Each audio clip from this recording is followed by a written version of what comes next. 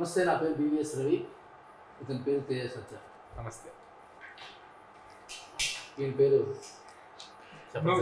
Zombie Varma. Prashanth Varma. ఇతని పేరు తేజ సత్య. అన్నా ఎందుకన్నా మళ్ళీ చెప్తావు? నువ్వు 100 సార్లు చెప్పు.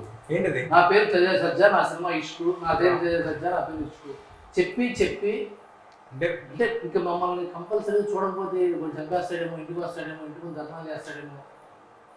ఇదే పరిస్థితి నాకుంది అనుకుంటే నేను అనుకుంటే ప్రశాంత్ వర్మ గారికి అదే పరిస్థితి. నేను 2-3 ఫోన్ చేశారు, తేజ ఏదో పబ్లిసిటీ అంటున్నాడు, ఊరికి ఎవరు ఉన్నాను, లేకపోతే ఎక్కడ ఉన్నాను ఇక్కడ ఉన్నానని చెప్తున్నా, నాకు వేరే టెన్షన్స్ ఉన్నాయని చెప్తున్నా. అంటే నువ్వు ఎంత మందిని లేదు రవి గారు, మీరు ఓన్లీ రైటర్ డైరెక్టర్